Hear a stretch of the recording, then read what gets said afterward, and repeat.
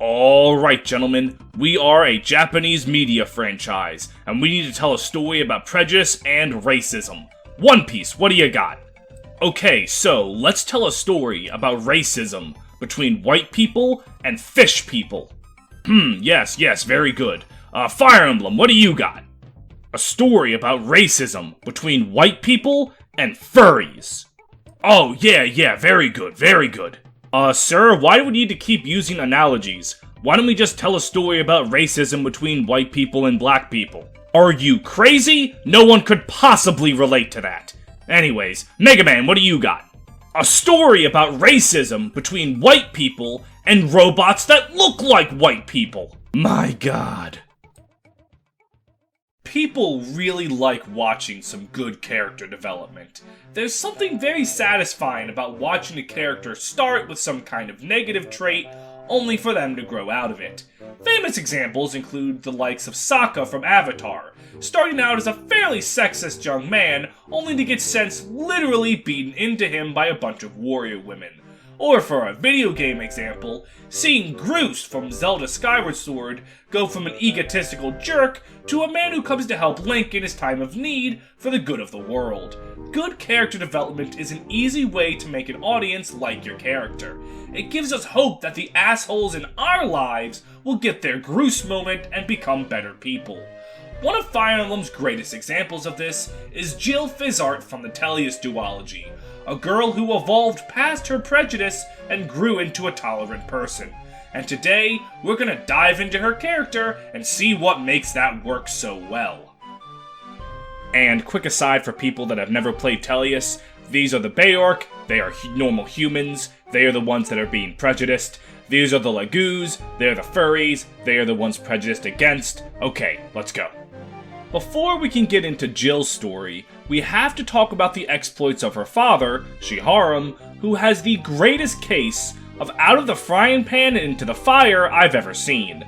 18 years prior to Path of Radiance's events, he served the Benyon Senate, but after realizing they were racist, sexist, classist, and really any other ist you can think of, he defected.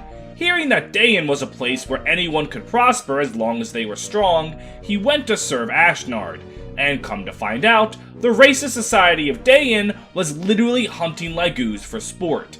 However, he was responsible for the lives and safety of the men in his employ, and eventually his daughter Jill, and went through with the Lagoos hunts, teaching his daughter the racist ways of the country so as to gain favor with the Dayan army and keep a roof over his family's, both his blood and found families, heads.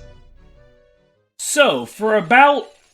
well, Jill doesn't have a canon age in Path of Radiance, but since it has to be less than 18, let's just say 16. For 16 years, Jill was taught the racist propaganda of Dayan, and like any good brainwashed youth, she believed every word of it, becoming a vile and prejudiced young woman who wanted to hunt down those filthy subhumans. It's this Jill that the player meets on Chapter 11 of Path of Radiance. She's on the sidelines of the battle, eager to skewer some Galean furries, though her commander, Shiharam's right-hand man Har, reins her in with orders from the top to stay put. So she just sits there at the bottom of the map, not moving to attack the player because she does respect her officers, though this only lasts as long as the battle, as once Har isn't watching her closely enough, she sneaks out of the Dayan army to hunt down Ike and the Crimean army by herself. She then proceeds to fly after Ike for a month straight. Seriously, she catches up to them after they've been at sea for a month, and finds Ike in the middle of a battle against bird pirate Lagoos. Her racism is so strong that she puts aside her desire to attack the Crimean army, her entire fucking reason for pursuing them for a month, and helps defend them against the Lagoos, which is just so funny to me. Ike doesn't want her help, you know, because of all the racism, but given that she basically recruits herself and starts fighting, he doesn't really have an option to stop her. When Jill joins, she has an item called the Lagoos Guard equipped, an item that halves damage from all Lagoos, and the fact that she has that honestly puts her on a level above Shannon, and I didn't think that was possible. And before we move on, I want to ask, what the hell did she think would happen? She was pursuing an entire ship of Crimean fighters by herself on the open sea. In what world does she win that fight? And surprise, surprise, once the fight is over, Jill's stuck on the Crimean ship. She can't just leave, because they're in the middle of a fucking ocean, so Ike pities Jill and lets her stay on board, with the only requirement being that she stops using slurs to refer to the Lagoos. Personally, I think that is way too soft of a demand, but Jill agrees and remains with Ike's company, fighting alongside them for the next several battles. But here's the thing. Ike only made her fight with them until they landed in Benyon, where after that, Jill was supposed to fuck off and do whatever she wanted. But Jill remains with Ike, continuing to fight with him well after they make it back to the continent. Ike wonders about this and confronts her and asks her why, and here we get Jill's first big moment of character growth. Jill remained behind not because she didn't have a choice. She remained behind because her whole world was unraveling at the seams. To quote her, "My life was simple. I questioned nothing, doubted nothing. Do you know the first thing we're taught in day in schools? Subhumans are evil. Subhumans are the enemy. Subhumans must be eradicated. The army stages periodic subhuman hunts. We'd find refugees from Benyon hiding in our mountains and forests. You participated.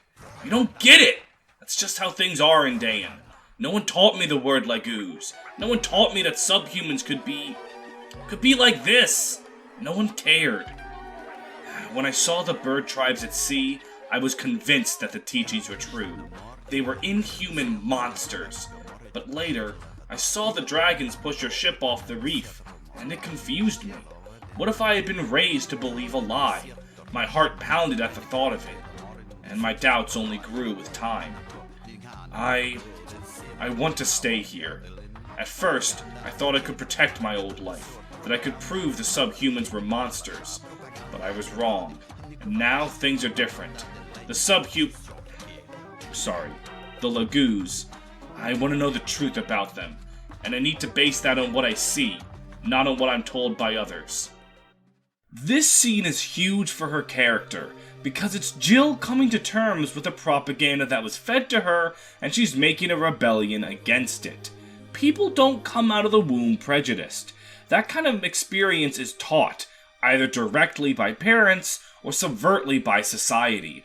A big part of growing older and wiser as a person is recognizing what things you were taught, and whether or not they were correct, they were false, or maybe only partly true.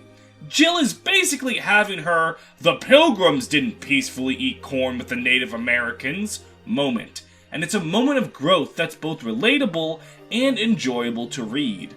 It's enjoyable because she was so prejudiced, almost to a cartoonish degree, so to see her recognize that and vow to be better is inspiring to see. It's also relatable because all of us, at least I hope all of us, have had moments where we question the things we're taught and realize the falsehoods in them, so we can relate to Jill's struggles. Jill fights alongside Ike deep into Dayan territory, where she is eventually approached by Har, who tracked her down after she left Dayan's army. After hearing her say Lagoos instead of her normal slur subhuman, Har realizes Jill's time with Crimea has done her a lot of good, and makes no effort to get her to come back to Dayan.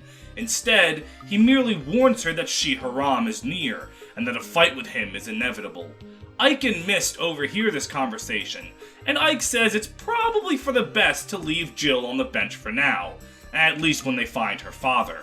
And if you deploy Jill on the map where Shi-Haram is the boss, Ike will have a scene where he tells Jill that she doesn't have to be on the front lines of this battle. Fighting her father can be left to someone else. And, in a scene with Shi-Haram and Har, Shi-Haram expresses that he doesn't want to face his daughter, and Har agrees that such a meeting will just make everything worse between the two of them. Honestly, the game may as well have a black screen with bold text saying, "Do not have Jill interact with Shi-Haram," because it is not subtle about warning you not to do that. But let's say, hypothetically, you decide to pull an Aaron Hansen and completely ignore all the obvious instructions the game is giving you. Well, Jill can talk to her father, and unless she has an A support with Mist, or B support with Leith, she will betray the player's army and side with her father. Not because she believes in Dayan's lies, but because she knows her father is a good man at heart, and she wishes to protect him. Her growth in her character is shown as her fighting for her own convictions. She fights not for the glory of Dayan, but for the safety of the one she loves more than anyone else. This scene is really jarring because as the player, we're super used to using the powers of Talk no Jutsu to get people onto our side, but seeing the enemy do that to us feels unholy. It makes us understand how the enemies feel when we do it, and it's not a good feeling. And the crazy thing is, it's still her being a likable and well-developed character.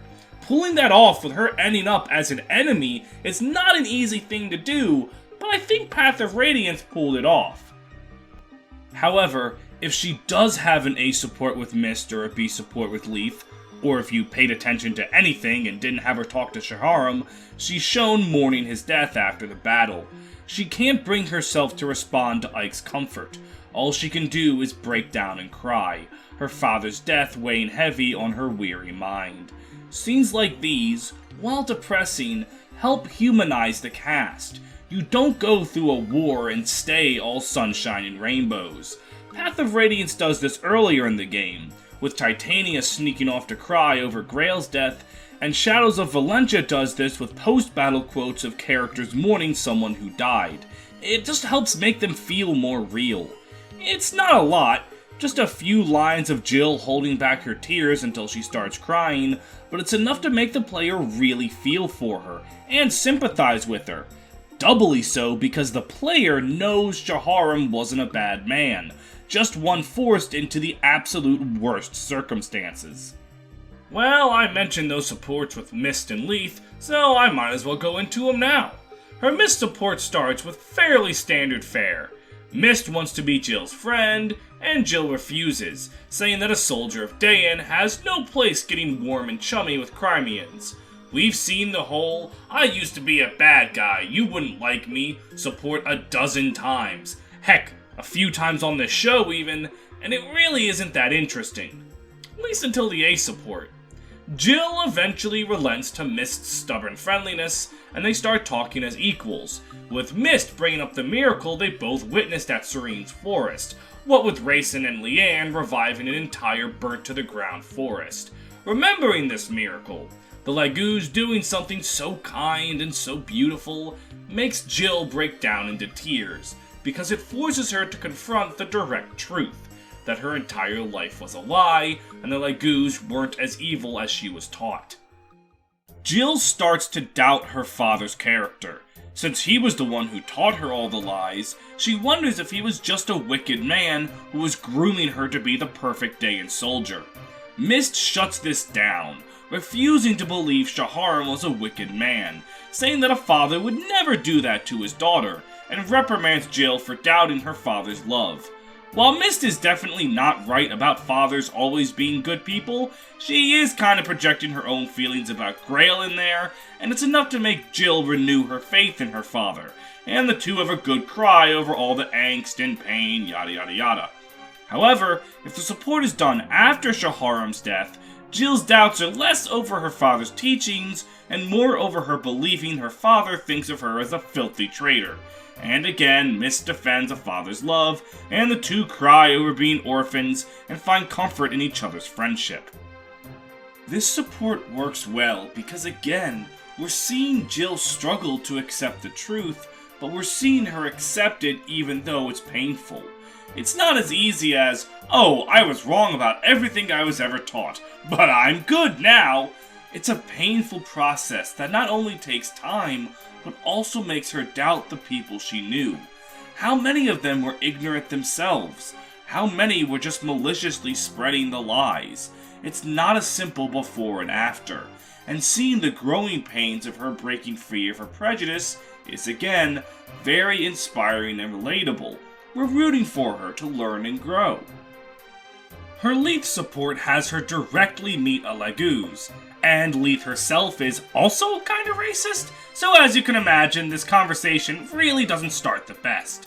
Jill tries to educate herself, asking things about the Laguz like, why don't they use weapons, or why don't the Laguz like Beorcs? Leith isn't the kindest in her responses, but Leith does give a huge lore dump about a period of Laguz slavery and how the once unified Laguz and humans split into bitter enemies. Naturally, Jill was never taught about a history of slavery, so she's shocked to learn that this period of time existed, and in response, Leith gives her a simple order, and it's one that Jill follows throughout the entire game. You don't know what to say? Idiot! Think! Think about what I've said. Think about what you've seen with your eyes and heard with your ears. If you don't even have the guts to do that, never show yourself in my presence again. This support works for the same reason the Mist one does. It's Jill coming face to face with herself and her prejudices, and not looking away. That's about the extent of her in Path of Radiance, but Jill comes back in the sequel Radiant Dawn, where she doesn't really have any more growth and development, which is completely fine. Radiant Dawn leaves good enough alone and lets Jill exist as a developed character who fights for what she believes in, and that is more than alright. The only real thing of note Jill can do in Radiant Dawn is she can marry Har, which is kinda weird, not gonna lie, given that she's like somewhere around 1920 and Har is in his 30s or something, but it doesn't bother me too much. Those age gap ships like Micaiah and Soth, Cecilia and Roy, or Dorothea and Hanuman don't really bother me too much, but if they bother you, that's an aspect of Jill's character you might want to just push to the side and pretend isn't real. Jill's most defining trait is her ability to not turn a blind eye to the world around her. She's not just picking the instances that fit her narrative and ignoring the rest. She's acknowledging everything that's transpiring and letting it all sink in. That aspect of her is why she develops. That will to educate herself and not just be complacent is what makes Jill such a likable character, and hopefully a relatable one too. Jill is a very important character because it makes the player think for themselves about any prejudices they may have, and Jill serves as a direct lesson to look around you. See the world for what it is, not what you're told it is. It's a moral and a character that will be timeless, because as long as people exist, there will be some kind of propaganda and prejudices taught to them. What makes a person good is not the absence of these prejudiced thoughts, but the ability to recognize them and combat them with learning and understanding. And hopefully, in seeing Jill do that, she can encourage anyone who plays Path of Radiance to do the same. And for that reason, she will always be one of Fire Emblem's best.